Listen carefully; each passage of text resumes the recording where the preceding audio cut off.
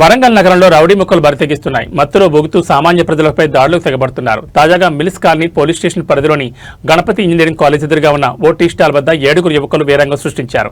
అడ్డు వచ్చిన వారిపై సీసాలతో దాడి చేయడమే కాకుండా కారు అద్దాలను పగలగొట్టి బీభత్సం సృష్టించారు.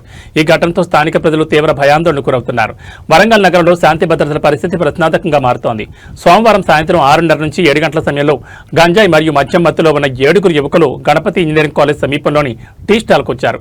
వాటర్ బాటిల్ తీసుకున్న యువకులు ఏకంగా కౌంటర్ పైనే ఉమ్మివేశారు. ఎందుకు ఇలా చేస్తున్నారని ప్రశ్నించినందుకు టీ స్టాల్ యజమానిపై విచక్షణారహితంగా దాడికి దిగారు. దాడిని ఆపేందుకు ప్రయత్నించిన స్థానికులపై కూడా సదరు యువకులు మద్యం సీసాలతో విరుచుకుపడ్డారు.